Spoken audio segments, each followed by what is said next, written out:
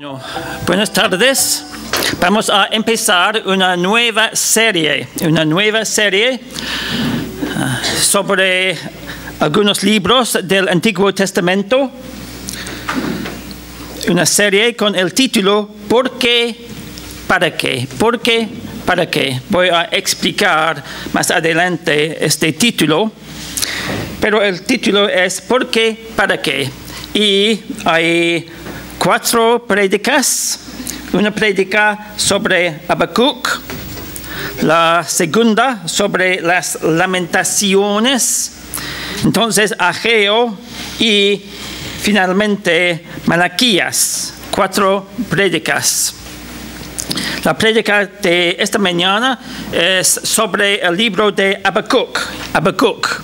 En tu Biblia, si no sabes dónde se encuentra el libro de Habacuc, está después del libro de Nahum, ¿ok? O antes del libro de Sofonías. Bueno, es fácil ahora, ¿no? El libro de Habacuc. Un poco acerca de la historia de Israel. La historia de Israel. Habacuc escribió su profecía en el año 605, alrededor 605, un poco antes del exilio, el exilio a Babilonia, un poco antes del exilio. ¿Qué sucedió? ¿Cuándo? 586. Y durante el exilio, el libro de Lamentaciones fue escrito aproximadamente 580 a.C. ¿Por qué este libro se llamó Lamentaciones? Debido a la caída de Jerusalén en 586. Las lamentaciones sobre la caída de Jerusalén y la destrucción del templo.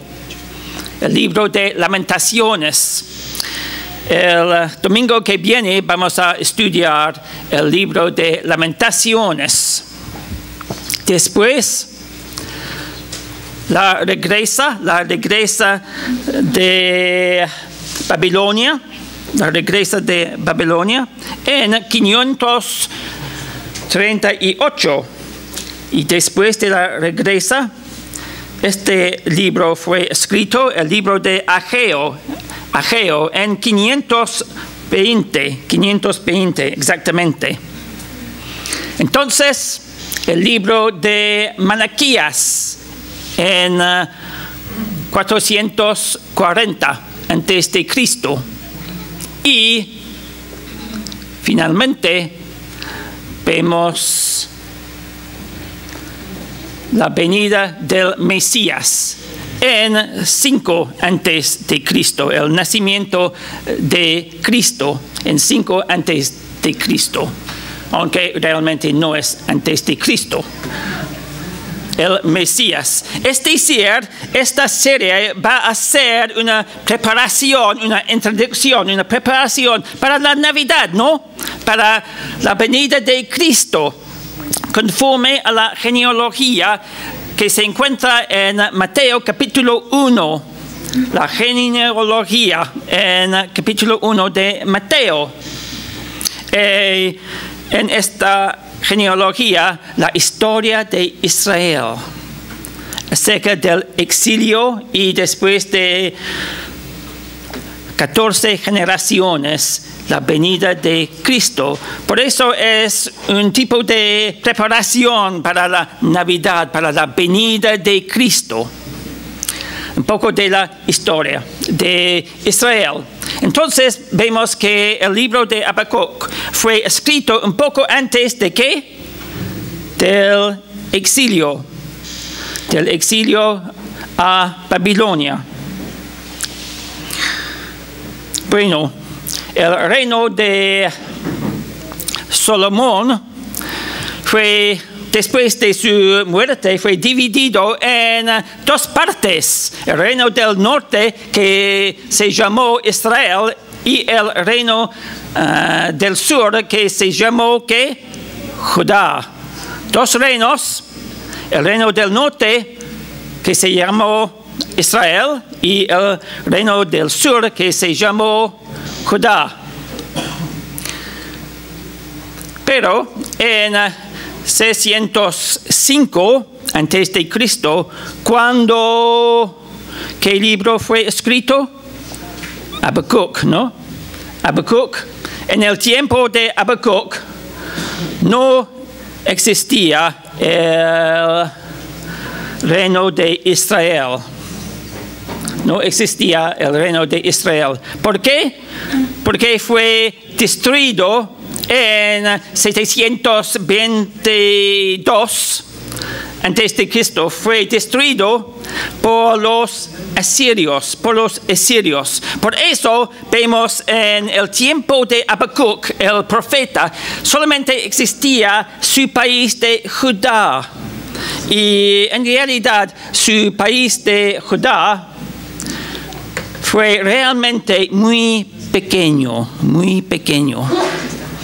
Y su capital, la capital de Judá, era, ¿qué? Jerusalén, ¿no? La ciudad de Jerusalén.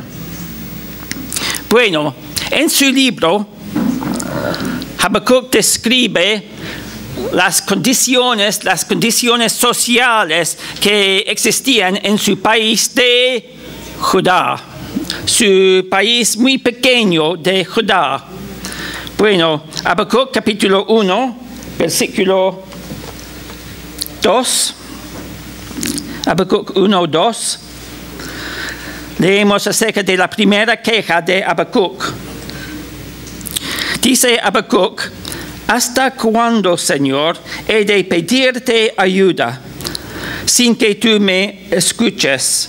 ¿Hasta cuándo he de quejarme de la violencia sin que tú nos salves? ¿Por qué me haces presenciar calamidades? ¿Por qué debo contemplar el sufrimiento? Veo ante mis ojos destrucción y violencia. Surgen riñas y abundan las contiendas. Por lo tanto, se entorpece la ley y no se da curso a la justicia. El impío acosa al justo y las sentencias que se dictan son injustas. ¿Qué palabras usa Habacuc acerca de su vida, acerca de su país, las condiciones sociales? Palabras como violencia, como calamidades, sufrimiento, destrucción, riñas, contiendas y injusticia. Injusticia.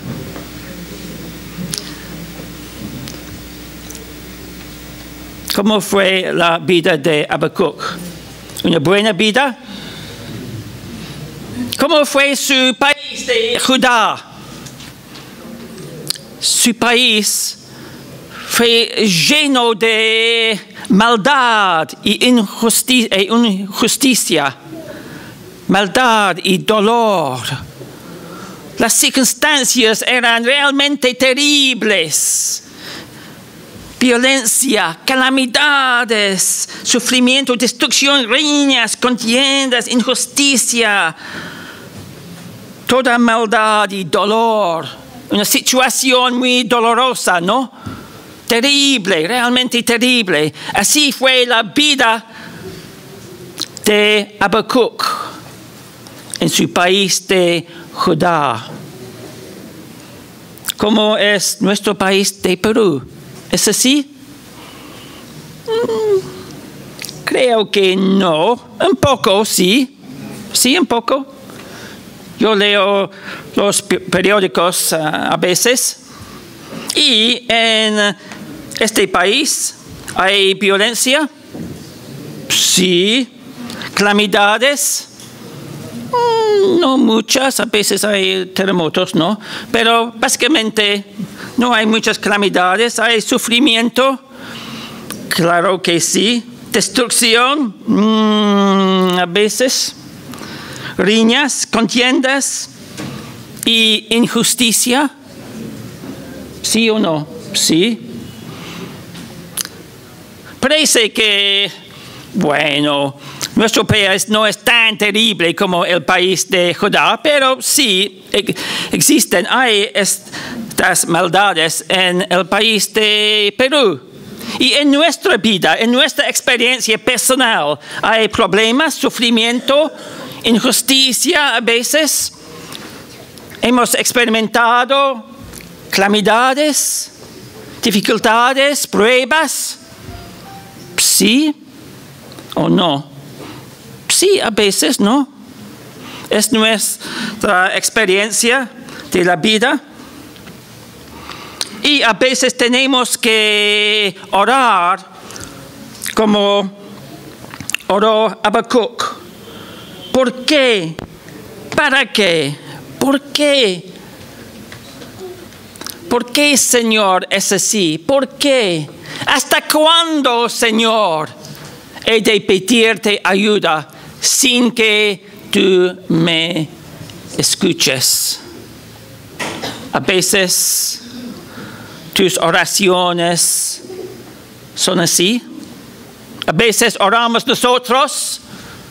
¿Por qué, Señor? ¿Por qué es así en mi vida, en mi corazón, en mi experiencia, con mi familia, con mis vecinos, con mi país?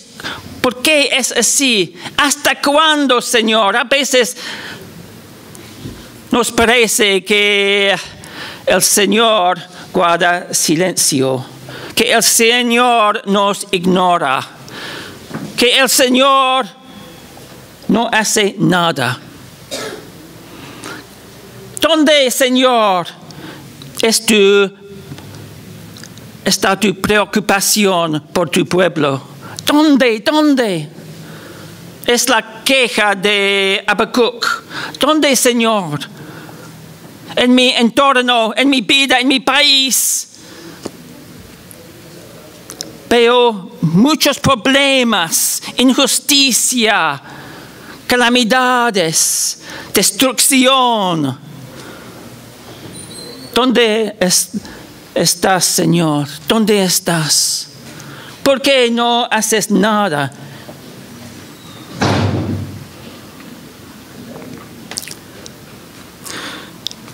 El libro de Habacuc se puede describir como un diálogo entre Habacuc, el profeta, y Dios y el Señor. Un diálogo entre Habacuc y el Señor. Pero para mí es mejor describirlo como una lucha entre Habacuc, el profeta, y el Señor. Como luchó Jacob con el ángel, ¿no? Como luchó Jacob con el ángel, o como Job en su libro. En su libro vemos muchas quejas, una lucha entre Job y su Dios. Y podemos hablar de las luchas de los discípulos con Jesús.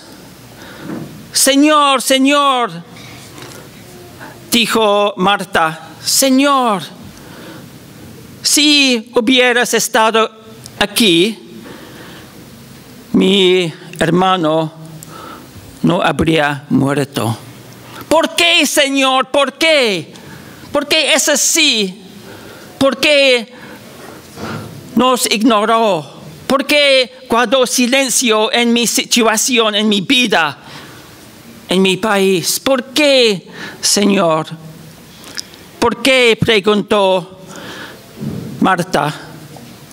Pero Jesús respondió, la pregunta no es por qué, sino para qué, para la gloria de Dios.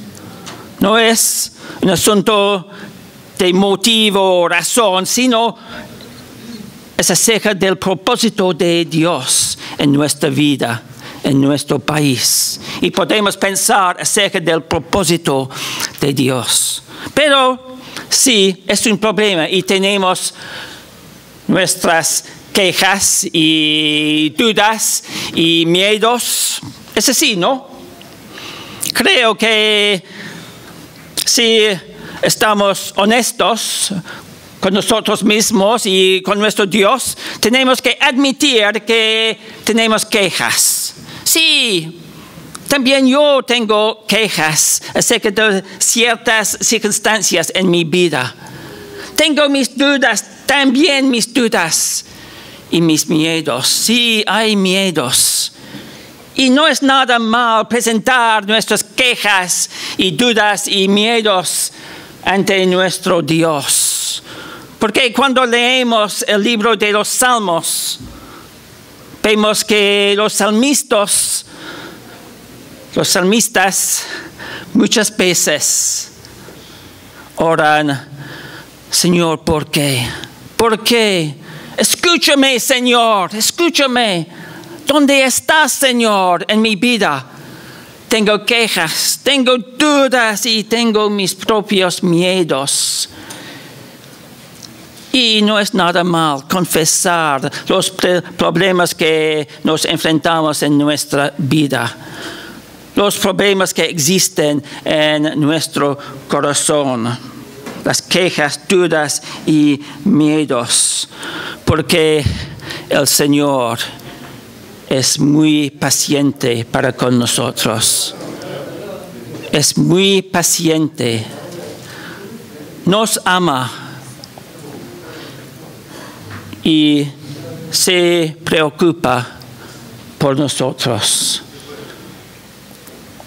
El amor de Dios es muy paciente para con nosotros. Y puede hacer que las pruebas de la vida fortalezcan nuestra fe. Para que llevemos el fruto del Espíritu en nuestro corazón, en nuestra vida. Pero hay problemas, ¿no? Tenemos nuestras dudas, a veces hay dudas intelectuales, pero muchas veces son dudas y problemas muy personales. Recientemente leí un poco de la vida de Charles Darwin, ¿no? Pero es interesante porque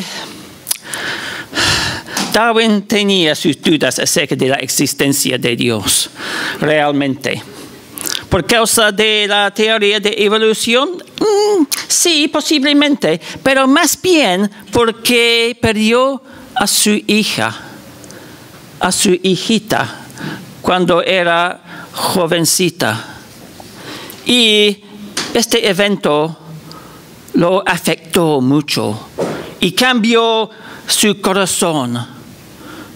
Para que, bueno, probablemente Darwin era agnóstico, más bien que ateísta, pero no sabemos. Es la experiencia de muchas personas. Sí tienen sus cuestiones, sus dudas, sus preguntas acerca de la soberanía de Dios, acerca de la providencia de Dios. Pero muy a menudo, el problema es muy personal, un evento muy personal, sufrimiento muy personal.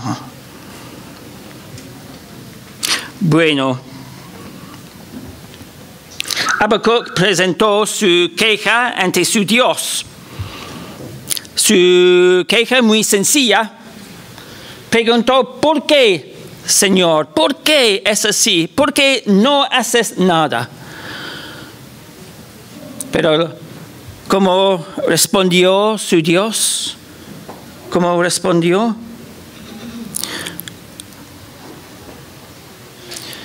Bueno, respondió por decir que iba a enviar a los caldeos, es decir, a los babilonios.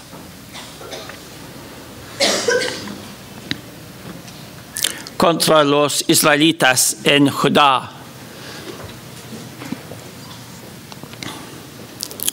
Pero Habacuc respondió, bueno, esta solución es realmente terrible.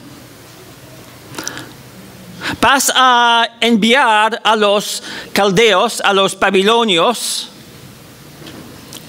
pero la realidad es que podemos decir que la medicina es peor que la enfermedad. La medicina es peor que la enfermedad. Porque los caldeos eran idólatras muy crueles, terribles. Y el castigo de Dios contra los israelitas resultó en la destrucción de su pueblo, la destrucción, el exilio de su pueblo, la destrucción de su ciudad, la destrucción del templo. Y respondió Habacuc que la medicina es peor que la enfermedad.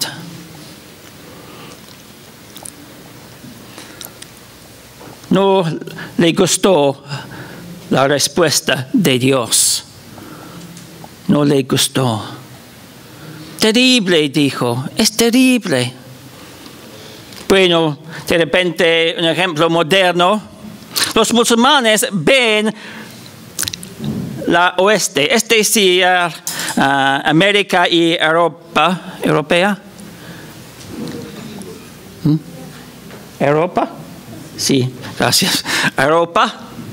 ¿Y qué ven en realidad? ¿Qué ven? La inmoralidad, especialmente la inmoralidad sexual, el lujo y la libertad que tenemos en el oeste. Mucha corrupción ven. Y por eso tienen un yihad, es decir, la guerra santa contra el oeste. Y hemos experimentado en el oeste, en Inglaterra, en los Estados Unidos, en España, etc. Hemos experimentado sus ataques contra nosotros. ¿Es el castigo de Dios contra nosotros en el oeste? No sé. Realmente no sé. Es posible. Podemos pensar un poco acerca de esta situación.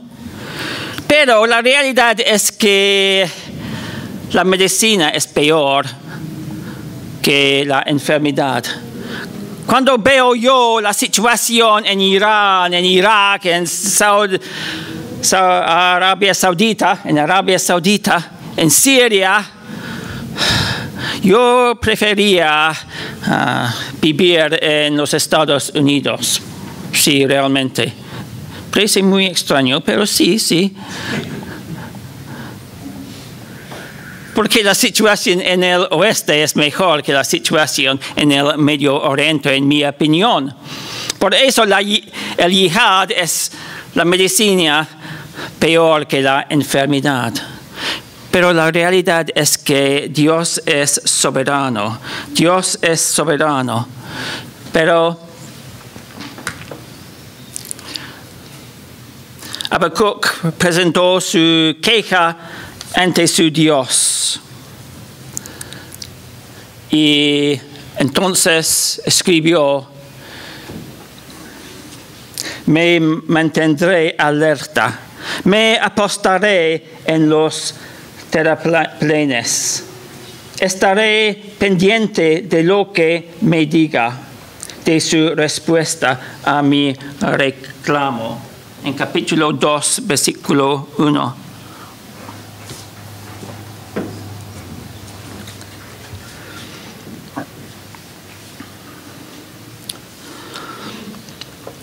Y la respuesta de Dios, del Señor, a su reclamo fue así: el juicio de Dios, si bien se retarde, es incontable, es inevitable, El juicio de Dios, si bien se retarde, es inevitable, porque nuestro Dios es justo y va a hacer justicia en el mundo.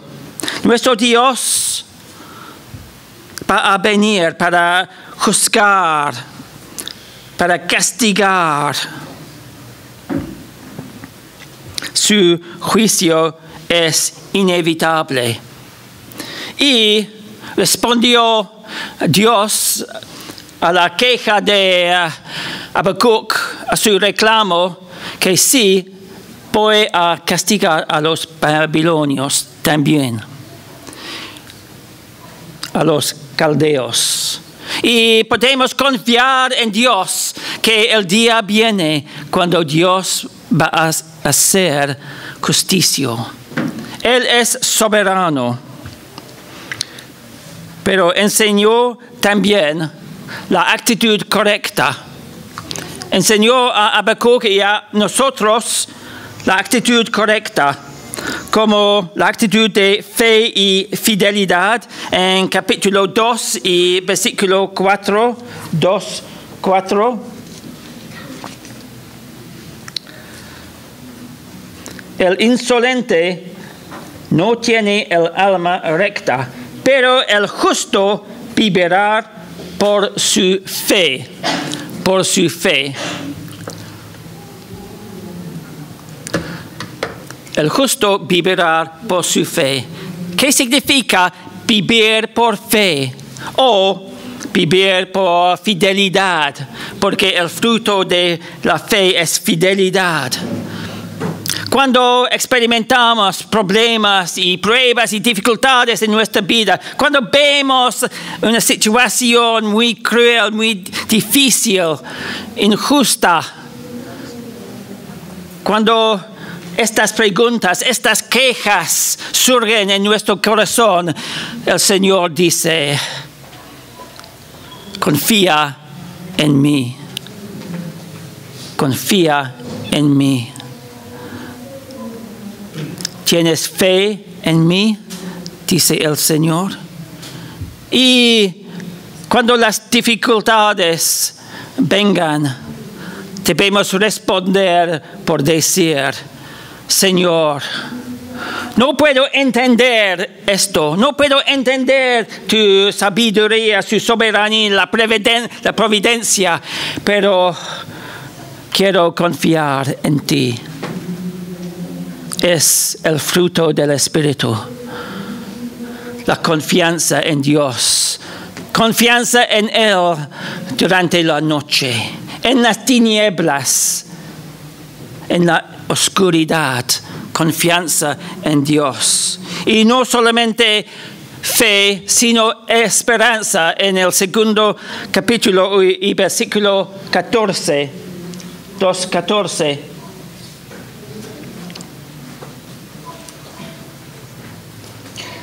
Porque así como las aguas cubren los mares, así también se llenará la tierra del conocimiento de la gloria del Señor. Una esperanza cuán grande. Vamos a ver la gloria de Dios llenando la tierra, toda la tierra, en todos sus rincones. Vamos a ver la gloria de Dios, el conocimiento de Dios. El día viene cuando cada persona va a confesar a Jesús como el Señor, como el Dios de todo. Y no solamente la esperanza, sino también la sumisión en capítulo 2 y versículo 20. En cambio, el Señor está en su santo templo. Guarde toda la tierra silencio en su presencia. La queja de Habacuc fue, ¿por qué, Señor, guarda silencio en esta situación? Pero al final es Habacuc que tiene que guardar silencio en la presencia de Dios. sumisión a Dios, sumisión al Señor, aceptar su sabiduría. No es necesario entender todo, pero es necesario confiar en Él. Es necesario someter a la voluntad de Dios, sea lo que sea. Señor, voy a confiar en ti. Señor, tú eres mi esperanza. Señor, acepto tu voluntad en mi corazón, en mi vida, en mi país. En capítulo 3 y versículo 2, oró Habacuc: Señor, he sabido de tu fama. Tus obras, Señor, me dejan pasmado. Realízalas de nuevo en nuestros días. Dalas a conocer en nuestro tiempo. En tu ira ten presente tu misericordia. Podemos orar así: realiza, Señor, tus obras de nuevo. Es una buena oración, ¿no? Realiza tus obras de nuevo en nuestros días, en mi vida, en mi país, pero siempre en tu ira ten presente tu misericordia, porque la visitación de Dios es realmente terrible si no tiene misericordia.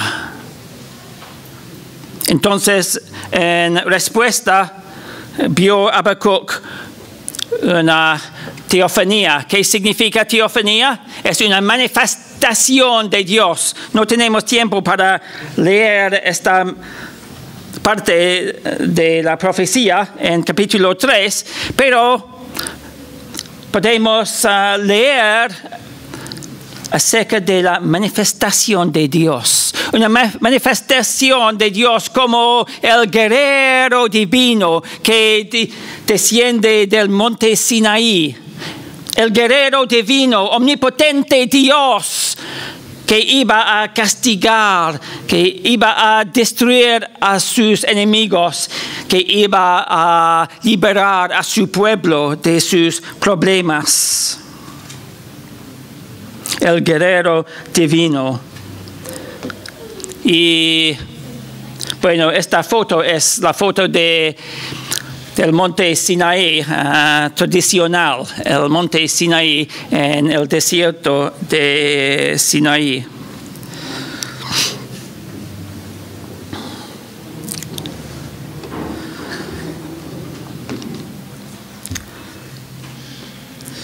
Es interesante que el Dios de Israel era realmente soberano. En la enseñanza de los idólatras, de los paganos en el mundo antiguo, sí tienen sus dioses, sus diosas, sí, tienen sus dioses, pero pensaban que cada país, cada pueblo tiene su dios o dioses. Pero la enseñanza de Israel, la enseñanza que se puede encontrar en la Biblia es diferente. El Dios de Israel es único. ¿Por qué? Porque el Dios de Israel es soberano no solamente sobre Israel, sino sobre ¿qué? Sobre todas las naciones del mundo. Sobre todas las naciones del mundo. Y en el paganismo no tenía ningún concepto de un Dios que está obrando, que está cumpliendo con sus propósitos en la historia del mundo. Pero el Dios de Israel sí es soberano, no solamente sobre el mundo, sino sobre toda la historia del mundo. Y está obrando y está cumpliendo con sus propósitos, para cumplir con su propósito en la historia. Es el Dios de Israel. Es el Dios soberano sobre la historia de mi vida, de tu vida. Realmente. A veces estoy un poco preocupado acerca de mi jubilación, porque algún día, sí, después de muchos años, claro, pero esté jubilado. Y la realidad es que, ¿qué voy a hacer durante mi jubilación? Pero la realidad es que Dios es soberano, ¿no? Soberano sobre mi vida. Desde el principio hasta el fin, Él es soberano. Él es nuestra esperanza. En reacción,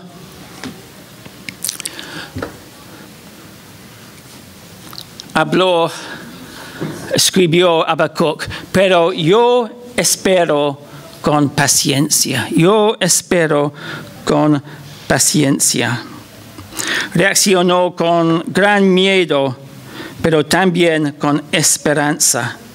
Porque la pregunta no es tanto por qué, sino para qué. ¿Cuál es tu propósito en esta situación? Y finalmente tenemos estos versículos muy buenos en capítulo 3, versículo 17.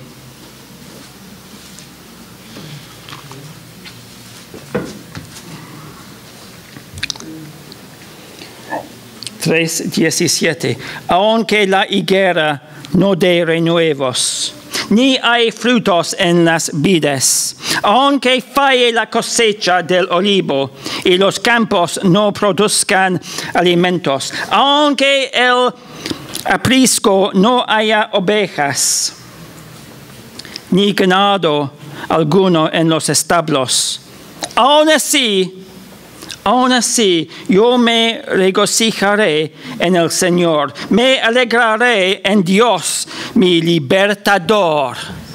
Un buen pasaje, ¿no? Un pasaje maravilloso. Habacuc podía ver la situación de su país y podía ver y experimentó la ruina de la economía agrícola de su país. Pero pudo elevarse por encima de sus circunstancias por medio de su canción. Aunque la higuera no dé renuevos, ni haya frutos en las vides, aún así yo me regocijaré en el Señor, me alegraré en Dios, mi libertador. ¿Es posible para nosotros? No es posible para mí. Cuando vengan pruebas en mi vida, creo que puedo confiar en Dios. Sí, puedo perseverar. Sí, sí. Pero con gozo, de ninguna manera con gozo. Para mí no es difícil, es imposible. Es realmente imposible para mí perseverar, soportar las pruebas con gozo. Con perseverancia, con fe, sí, posiblemente, pero con gozo no. Con alegría no. Pero gracias a Dios, que lo que es imposible para el hombre, para Dios, es posible, ¿no? Es posible. En mi país de Bretaña hay una ave que se llama alondra. Creo que hay alondras en el Perú, ¿no? La alondra. Es una ave no muy hermosa. Tiene plumaje marrón. Pero sabe cantar. La alondra sabe cantar. Cerca de mi casa en Escocia hay campos y a veces durante la primavera o el verano podemos oír las canciones de la alondra. alondra, lark, ¿sí? Alondra, skylark. Porque la alondra, ¿qué hace la alondra? Vuela en las alturas, muy alto en el cielo, casi más allá de nuestra vista. No podemos verla, es muy difícil, pero podemos oír su canción. Una canción muy hermoso, porque está volando y cantando por encima de los campos. Y así fue la experiencia de Habacuc. Estaba como si estuviera volando por encima de sus circunstancias, de los campos secos de su país. Como Silas y Pablo en la cárcel de Filipos, ¿no? Estaban cantando. ¿Es posible? Solamente por la gracia de Dios. Solamente por la gracia de Dios. Pero Habacuc pudo elevarse por encima de sus circunstancias, cantando, alegrándose en el Señor. Necesitamos este tipo de gracia, ¿no? En nuestro corazón, Habacuc empezó su libro muy triste y deprimido debido a sus circunstancias. Pero ¿cómo terminó el libro? Llegó a ser feliz porque estaba alegrándose en el Señor. Su canción. Y al final dijo, el Señor omnipotente es mi fuerza. El Señor omnipotente es mi fuerza. Da a mis pies la ligereza de una gacela y me hace caminar por las alturas. Es posible. Es muy difícil. Fue muy difícil para Habacuc y es difícil para nosotros. Pero para la gracia de Dios, en la fuerza de Dios, en la fortaleza del Señor, podemos elevarnos por encima de las circunstancias. Podemos caminar sobre las alturas por la gracia de Dios, en su fuerza. Es posible predicar el libro de Habacuc. Es bastante fácil porque su mensaje es muy sencillo. Su mensaje que Dios es soberano y en nuestro Dios podemos elevarnos por encima de nuestras circunstancias. ¿Es posible? ¿Cómo están tus circunstancias esta mañana? ¿Cómo es tu vida ahora? Tu situación, tus circunstancias. ¿Cómo? Por la gracia de Dios podemos caminar sobre las alturas, por las alturas. Oremos.